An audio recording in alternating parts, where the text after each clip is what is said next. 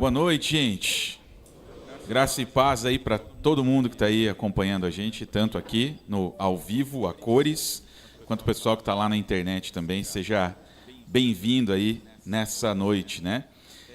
Eu tenho que perguntar antes aqui algumas coisas que são interessantes, porque eu sei que alguns homens aqui já estiveram em algumas caminhadas que o nosso Ministério de Aconselhamento oferece aqui. Então, se você já teve em algum seminário comigo, em alguma caminhada, Imensurável Amor de Deus, Celebrando Restauração, levanta a mão aí para eu ver. Ó. Tem bastante homens aí que já caminharam junto. Então, aquilo que eu vou falar hoje à noite é revisão, para quem já fez CR, para quem já fez várias outras coisas, chovendo molhado para o pessoal que já fez. Mas, para aqueles que nunca fizeram, e talvez nunca tiveram contato com esse tema, é interessante aquilo que a gente vai falar. E é uma necessidade do homem, sim. A gente acha que por sermos homens não precisamos falar disso.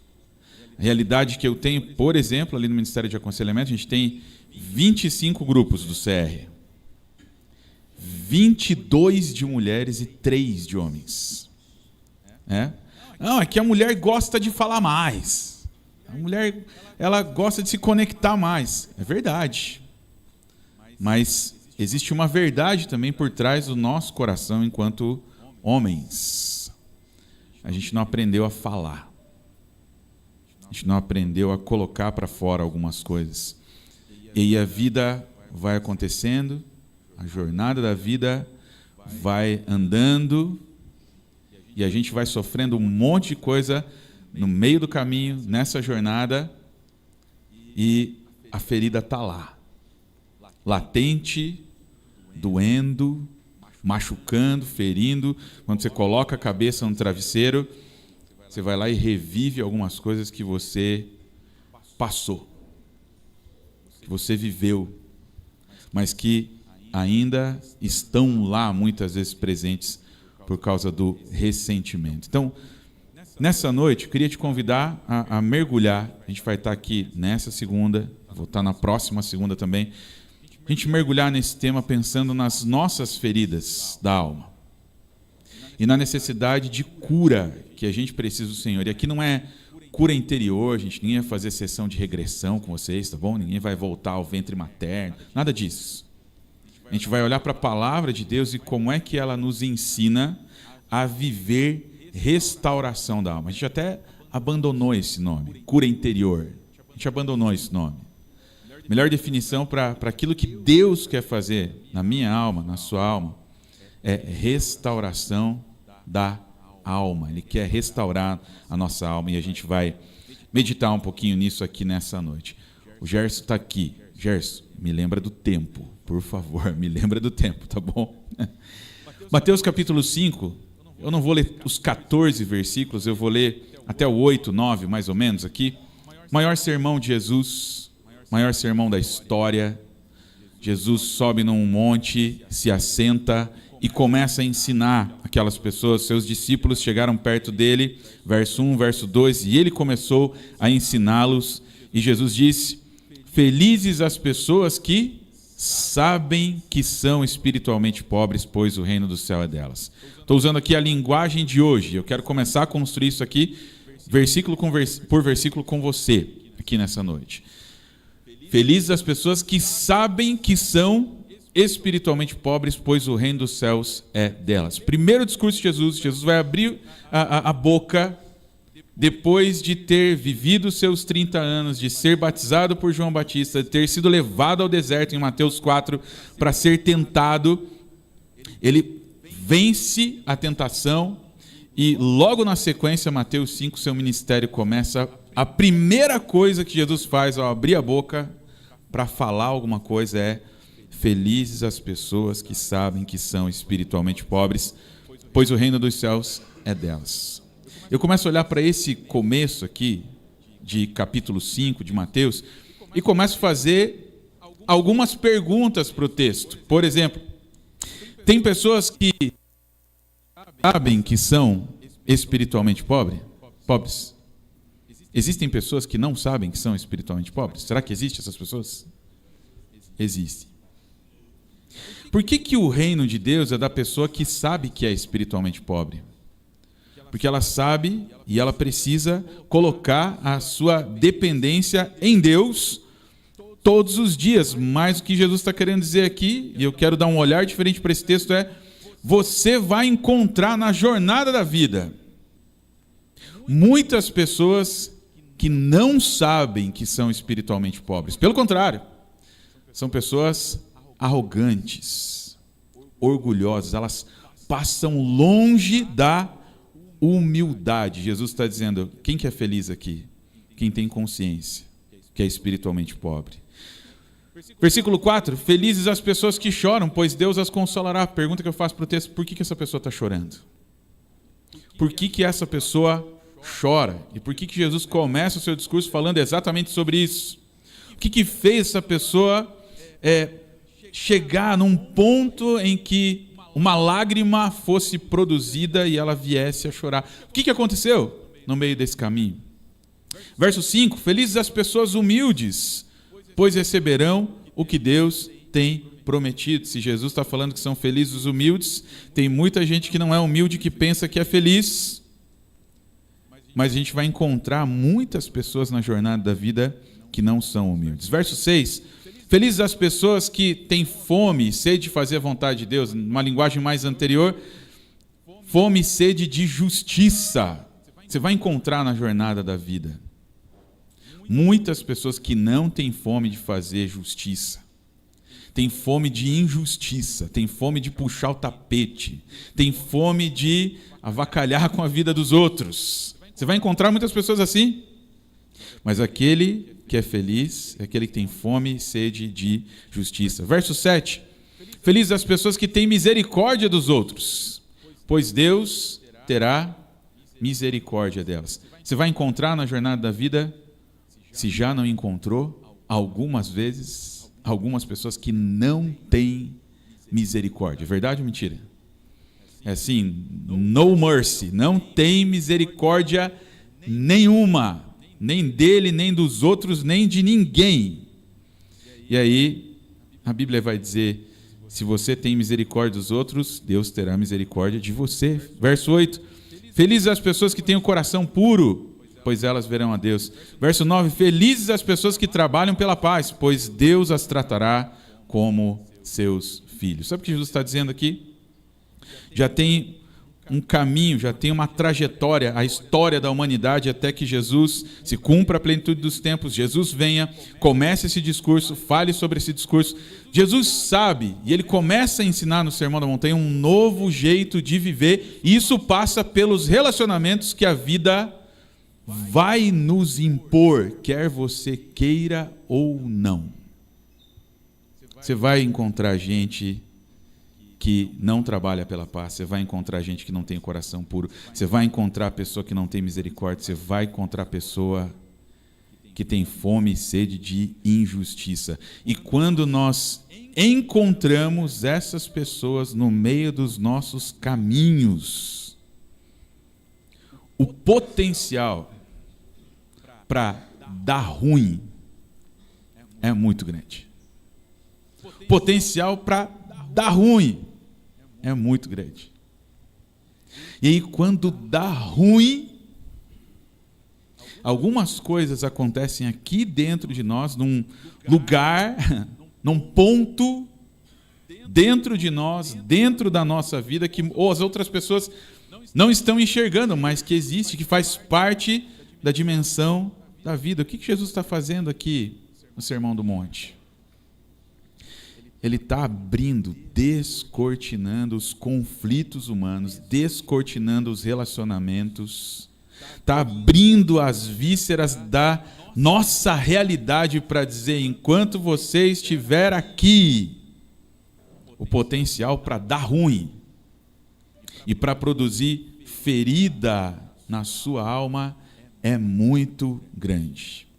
E aí eu sempre faço o seguinte, faço aquela pergunta assim: se você não tem ferida, querido, você não foi ferido em nenhum momento da sua vida, se você não encontrou com nenhuma dessas pessoas que a gente citou aqui, você é um privilegiado, provavelmente você é perfeito, Provavelmente você deveria ir para o céu agora, nesse exato momento. E é por isso que eu falo para você, se você passou, ou aliás, não passou por todas essas coisas que nós citamos aqui, faz favor, você levanta aí do seu lugar, tá bom? Vem aqui na frente, você ora por todos nós primeiro, depois a gente ora por você, para você ser arrebatado aos céus agora, nesse exato momento. Porque não existe alguém que não tenha passado por tudo isso que a gente citou. E o que Jesus está trazendo? Ele está trazendo o Sermão da Montanha. Pode passar lá para aquele slide lá da frente, que ele tem um desenho assim. Ele traz Deus, ele traz a verdade e ele traz valores para nós. Sermão da Montanha, a gente vai encontrar Deus, a verdade sobre os relacionamentos, sobre a vida, sobre como viver melhor. E a partir dessas verdades nós vamos construir valores. No Sermão da Montanha, ele vai colocar o próximo, logo na sequência. Para quê? Para nos ensinar a termos relacionamento que vai gerar um valor para nós com as pessoas, que é o respeito. Mas enquanto a dimensão está em Deus, na vertical, está tudo certo, porque eu aqui, com Deus aqui, dá tudo certo. Agora o problema é quando a gente vai para a horizontal. Semana passada eu vi um meme que era assim: precisamos amar o próximo. Qual a dificuldade? O próximo, né? Qual que é a maior dificuldade? É o próximo, cara. A maior dificuldade para amar o próximo é o próximo. Mas o Sermão da Montanha, ele vai colocar também você, eu. O que Deus quer construir na nossa vida? Caráter. O que Ele quer construir através do caráter? Um valor chamado compromisso. Eu preciso de compromisso com Deus. Eu preciso de respeito para com o próximo. E eu preciso de valores para andar com Deus. É isso que Ele está construindo. Está ensinando uma maneira diferente de viver, e principalmente quando se refere ao próximo, ele está estabelecendo as bases para quê? Se em algum momento da minha vida eu já fui ferido, eu não venha repetir o mesmo erro com as outras pessoas. Os erros que cometeram contra a minha vida, eu não venha cometer contra outras pessoas. E é por isso que Jesus vai dizer lá: se você está levando a tua oferta lá no altar, e aí você se lembra que você tem algo contra o seu irmão, Jesus vai dizer: deixa a tua oferta, vai lá, chega para ele e fala assim: você me perdoa? É difícil pedir perdão? Mais difícil do que pedir perdão é perdoar. Jesus está nos ensinando uma nova maneira de viver. Para que a cura aconteça muitas vezes na nossa vida, eu estou falando de um exemplo do Sermão da Montanha, que é o perdão. O perdão vai ter que acontecer, não porque o outro precisa do seu perdão, querido, quando você perdoa. Não é porque o outro precisa do seu perdão, é porque você precisa ter paz. E enquanto você não perdoa, você não tem paz. E aí coloca a cabeça no travesseiro, vira para um lado, revira para o outro, revisita determinadas situações que deu ruim na sua vida e as pessoas te feriram, revisita tudo isso, sente tudo novamente lá na alma, a vontade de responder, a vontade talvez até de levantar e ter pego no pescoço daquela pessoa, mas você não fez. E aí você fica buscando uma oportunidade para falar de novo com a pessoa, para ter a resposta certa, aquela que você não teve quando ela te feriu. Será que acontece isso? Fala: meu Deus, eu podia ter respondido desse jeito. Eu podia ter falado assim. Quando Jesus está falando no Sermão do Monte para a gente: perdoa. Perdoa para ser curado. E para a gente falar um pouquinho sobre tudo isso, tanto nessa semana quanto na semana que vem, a gente tem que construir aqui uma base. A gente viveu olhando para a palavra de Deus, uma base original. Lá no Éden, a gente foi criado, lá no Éden a gente vê Adão e Eva, lá no Éden a gente vê a queda, e lá no Éden, a partir da queda, a gente vê a mancha do pecado em todos os relacionamentos humanos. E é por isso que não tem ninguém perfeito aqui nessa noite. Porque todos os nossos relacionamentos foram manchados pelo pecado. Se tem alguém perfeito, você vai fazer o seguinte: você vai pegar, tira a auréola de anjinho assim, que não tem bom aqui, Tira a asinha de anjo, que não tem bom aqui, e deixa Deus tratar o teu coração de verdade.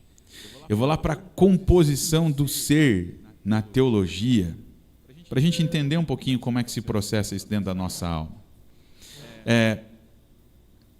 Não me crucifique aqui os teólogos de plantão, tá? Sobre dicotomia ou tricotomia, por favor, tá bom? Se é alma e corpo, se é corpo, alma e espírito. Aqui eu estou utilizando corpo, alma e espírito porque fica melhor de explicar. Corpo, através do nosso corpo, nós recebemos as feridas, as dores, através dos nossos sentidos, dos 5 sentidos, eu recebi através do meu corpo a ofensa. Eu ouvi a ofensa. Eu ouvi o desdém. Eu ouvi o desprezo. Eu vi a rejeição.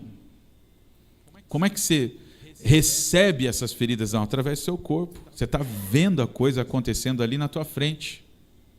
E através do seu corpo, quando você recebe isso, isso vem para a sua alma. E eu gosto de utilizar lá 1 Tessalonicenses 5:23, e o mesmo Deus de paz vos santifique em tudo, e todo o vosso espírito e alma e corpo sejam plenamente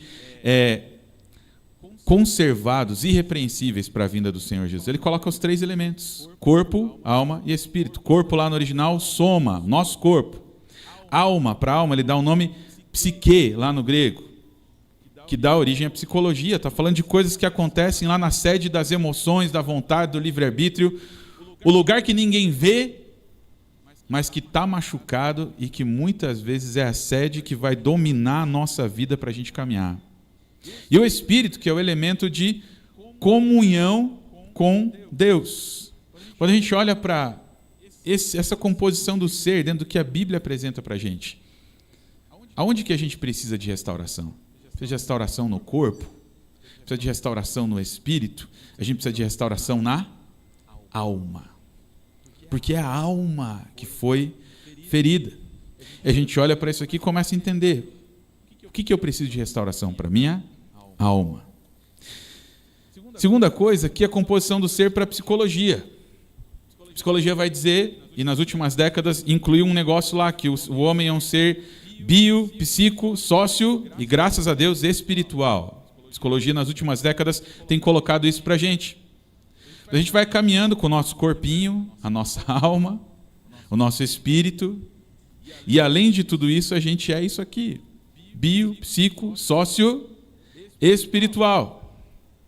Mas aí como é que funciona isso aqui? Se eu tenho na minha alma dores profundas, eu consigo pegar essa dor, colocar numa caixinha, colocar na caixinha e colocar do lado assim e falar: dor, fica aqui. Você vai ficar aqui agora, não vou mexer nisso aqui, e agora eu preciso trabalhar. Então agora eu sou um ser social, só social. Porque eu tenho que trabalhar, eu tenho que me relacionar, eu tenho que fazer biológico e social, porque eu estou trabalhando. Né? Não, pera aí agora. Agora eu vim para a igreja, eu vim para o Legacy. Agora eu deixo o psicológico e o social de lado e viro só espiritual. As dores da alma também fica aí, fica aqui quietinha. Não mexe aqui nas... É assim que acontece na nossa vida? Dá para departamentalizar a vida, dizer assim: agora eu sou só bio, agora eu sou só psico, agora eu sou só social, agora eu sou só... Dá para fazer isso? Não. Como é que é a dinâmica da nossa vida? Ela é mais ou menos assim, ó, a maneira como acontece no nosso dia a dia. É exatamente assim. O bio, o sócio, psico, espiritual, está tudo misturado e não tem como você dizer assim: não, agora eu sou só isso. E é por isso que aqui entra, dentro do tema que a gente está trazendo, a necessidade da cura das nossas feridas, porque sem maturidade emocional, disse o Peter Escaseiro nesse livro aí, pode passar, por favor, não há maturidade espiritual. Sem maturidade emocional, não há maturidade espiritual. É isso que Jesus está trazendo no Sermão do Monte. Você precisa aprender a se relacionar, você precisa aprender a curar suas feridas em mim, na minha presença, Porque sem maturidade emocional não vai ter maturidade espiritual. E sabe como é que a gente faz na vida? A gente vai caminhando com todas as feridas abertas. A gente não fecha as feridas. E a gente não alcança a maturidade. E a gente vai trazendo isso para o relacionamento conjugal. A gente vai trazendo isso para o relacionamento com os filhos. E a ferida está lá, aberta, purulenta, sangrando.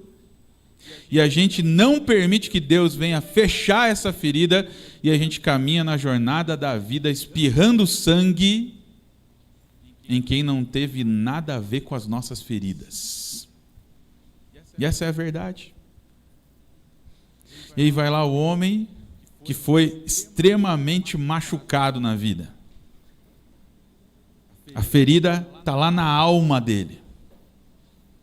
E ele fala assim, ó: eu não vou permitir que me tratem assim nunca mais na minha vida. Eu não vou permitir. Na verdade, não é nem ele falando. Sabe quem que está falando ali? A ferida. A ferida, ela ganha uma boquinha lá na nossa alma e ela começa a dizer para a gente o que a gente tem que fazer. Eu vi 2 irmãos brigarem uma vez, crentes em Jesus. As feridas eram tão grandes que um olhou para o outro e falou assim: um dia você ainda vai vir pedir um prato de comida na porta da minha casa. E eu não vou te dar. Não vou te dar. Esse cara verbalizou. Mas quantas coisas existem na nossa alma que a gente não verbaliza? Que a gente não coloca para fora. E a ferida está lá falando bem assim, ó. Essa pessoa aí, ó. Os traços que ela tem. O jeitão que ela tem. É igual daquela pessoa que há 20 anos atrás te feriu. E aí você começa a ver fantasma do passado em pessoas do presente que também não tem nada a ver com a sua vida. E daí no primeiro movimento que aquela pessoa vai fazer na sua direção, e você acha que ela vai te machucar, você se protege. E para muitos homens, a melhor defesa é o ataque. Sabe aquele homem irado, aquele cara assim que qualquer coisa, como a gente fala no popular, levanta para 10, assim, sabe? Chuta a mesa, chuta a banqueta, chuta o que tiver na frente, faz e depois, primeiro faz, depois pergunta, né? Sabe esse homem irado? Sabe o que tem ali dentro dele? Uma criança ferida. É isso que tem ali. E esse homem precisa de restauração. Esse homem precisa de restauração na sua alma. E as dores estão lá e ele não fala. E é por isso que esse ambiente aqui de mesa, querido, ele é muito restaurador. E a gente está aqui exatamente para isso, para ter relacionamento. Para sermos homens que abrem sim o seu coração para que Deus venha derramar da sua cura. E a cura só vai acontecer, querido, quando você admitir que você tem uma ferida. E que talvez ela ainda esteja aberta. E que talvez ela esteja espirrando sangue em um monte de gente que não tem nada a ver com a tua vida. Um monte de fantasma do passado visitando pessoas do presente que não são aquelas pessoas que te feriram no passado. Mas enquanto você não coloca para fora, num lugar seguro como esse aqui, não tem cura. Eu vou dar um jump aqui porque o meu tempo está acabando. Eu vou lá para frente, para o ciclo da renovação. Isso aí, obrigado, querido. Todo mundo teve um momento da vida em que aconteceu um fato que marcou a tua vida profundamente. E aquilo trouxe para você uma ferida dentro da sua alma. Aconteceu o fato, e quando o fato acontece, você começa a processar aquele fato, vem a dor daquilo que aconteceu. Tem dor. Depois da dor, precisa acontecer a verbalização dessa dor. E quando a pessoa verbaliza a sua dor, dentro da sua própria mente, ela vai chegar a uma capacidade de reorganização daquilo que aconteceu, e o próprio Jesus vai ajudar aquela pessoa a ressignificar a sua dor, e quando ela reorganiza, ela alcança a cura. O grande problema é o seguinte: a gente vive o fato, mas se a gente não vive a dor, a gente está em negação. Pode passar para frente. Isso, por favor. Volta. Aí. O fato sem a dor é negação. E a gente é mestre na negação. A gente fala assim: sabe aquele negócio que aconteceu? Então, aconteceu. Nem doeu. Já está curado já. Nem quero pensar nisso. Porque se eu pensar nisso aqui, vai doer de novo. Então é sinal que não está curado. E a gente parte daquela falácia mentirosa que fala assim: o tempo cura todas as coisas. É mentira, o tempo não cura nada. Ferida que não é tratada inflama, infecciona, cria pus, a tal ponto que um dia vai ter que amputar aquele pedaço do corpo, porque não vive mais, necrosou aquele negócio ali. E a gente é mestre em dizer que não dói, quando na verdade está doendo. E se a gente não sente a dor, nega a dor, a gente nunca vai ser curado. John Eldredge, um grande escritor, escreveu um livro chamado A Grande Aventura Masculina. Ele fala que não há cura onde não tem ferida. Como assim? Parece tão óbvio a frase. É que não tem cura para quem não admite a ferida. Não tem cura para quem fica negando a ferida. Não tem cura para alguém que não chega diante de Deus e admite que tem uma ferida. Deus vai te curar do quê? Se nem você admite a ferida que existe. Se você tem o fato e sentiu a dor, o que você precisa? Verbalizar. E aí a gente chega no segundo ponto. A dor sem a verbalização, acontece um negócio ali. A dor sem a verbalização gera isolamento. Pode passar, por favor. Isolamento.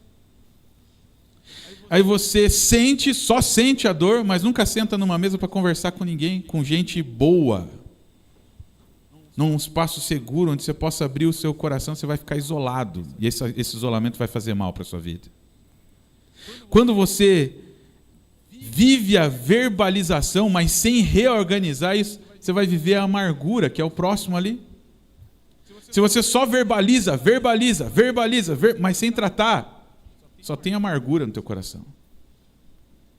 Agora, quando você permite que através da verbalização você reorganize tudo aquilo que está acontecendo, vai chegar para você a cura. Sabe como é que é a cura das nossas feridas, das nossas dores emocionais? A cura acontece quando a gente consegue olhar para o passado e não sentir mais dor daquilo que aconteceu. Muitas vezes a gente vai ser revisitado com as lembranças, mas em Jesus a gente pode ressignificar a nossa dor e entender que Ele pode levar tudo isso na cruz do Calvário. Meu grande desafio para você aqui nessa noite, querido, é dizer: chega, basta. Não quero mais viver espirrando sangue na vida de todo mundo. E o desafio começa hoje. Quando talvez aqui, através dessa palavra, você foi mexido em algum lugar aí da sua alma. E você tem liberdade de dizer nessa noite: ora pela minha vida. Verbaliza a sua dor. Reorganiza aquilo que está dentro da sua alma. Para que Deus possa te curar. Sabe quem é o maior interessado? Eu vou pular lá para o último slide. Último. O maior interessado em te curar é o próprio Deus. Olha o que a Bíblia está dizendo lá no Salmo 147:3. Ele sara. Quem que ele sara? Os quebrantados de coração. E cura-lhes as feridas. Quem que é líder de célula aqui? Deixa eu ver. Tem bastante gente aqui. Quem que é líder em alguma coisa na igreja aqui? Levanta a mão aí. Além da célula, outras coisas. Bastante gente aqui.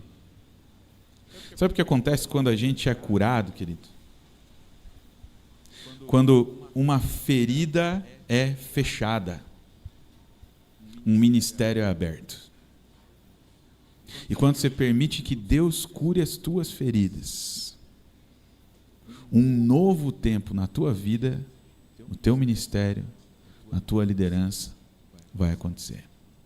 Queria que você fechasse os teus olhos aí onde você está. Meu tempo já foi. Eu queria orar com você. Pai querido, quero pedir nessa noite aqui, Pai, visita o nosso coração, Pai, em nome de Jesus.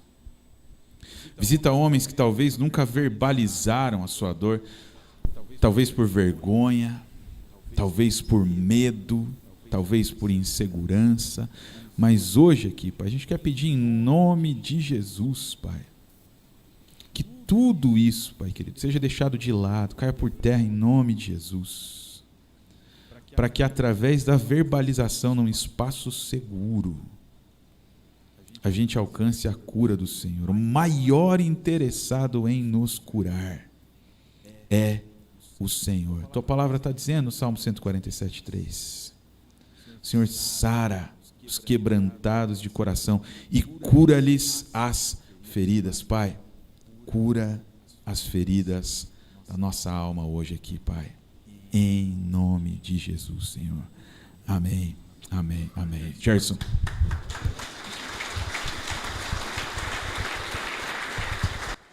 Amém. Glória a Deus. Hora de botar em prática, certo? Tudo que o pastor falou aqui. Eu vou mandar para vocês aí as perguntas, tá? Para que possam realmente conversar nas mesas, tá? E dentro de 20 minutos a gente volta para fazer o fechamento, ok? Pessoal que está online, fica aí, gente. Aliás, fica aí não. Vai para o link do Zoom que foi colocado aí. O Elon já vai abrir lá para poder conversar com vocês, e o pastor Alexandre Sombrio vai estar com vocês aí para a conversa, tá ok? Deus abençoe. Vamos lá, meus irmãos.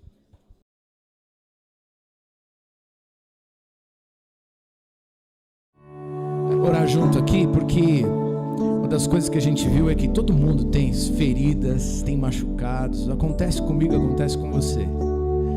Mas uma das coisas que a gente sempre faz é negar o fato. E é tentar esconder isso, fugir de algum jeito, criar as nossas ferramentas, os nossos jeitos de resolver. Mas a gente aprendeu que verbalizar é importante. Sabe uma coisa que eu estava anotando na minha mesa? Não vou botar a turma na fria não, mas quando a gente começou a compartilhar, a gente disse: rapaz, você sabe que o CR é uma bênção? Ou você sabe que o Vida Vitoriosa ajuda demais? Só que a gente não disse: olha, a minha dor é essa, meu machucado é esse. E aí eu provoquei, né? Eu falei assim: olha, o meu machucado é esse.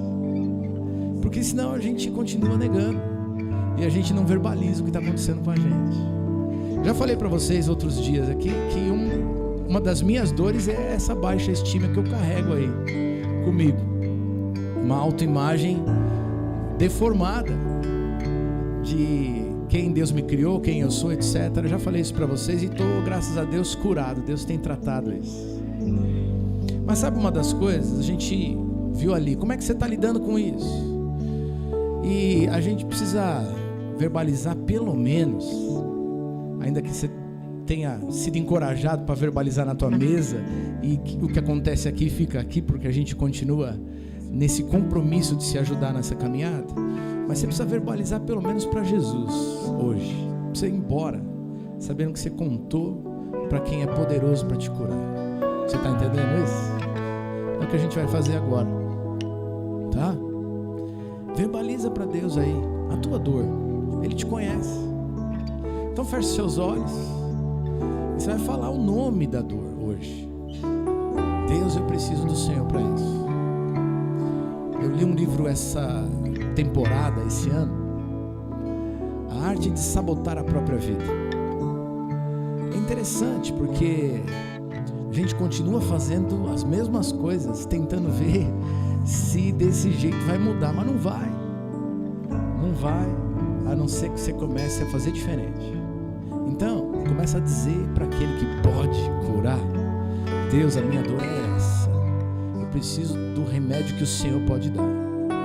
E o Senhor vai me ajudar a dar os próximos passos. Talvez eu tenha que falar com outro alguém, eu tenha que perdoar, eu tenho que pedir perdão, eu tenho que procurar um curso, eu tenho que fazer o CR. Outros passos virão, mas o primeiro passo, eu creio que o Senhor tem o remédio.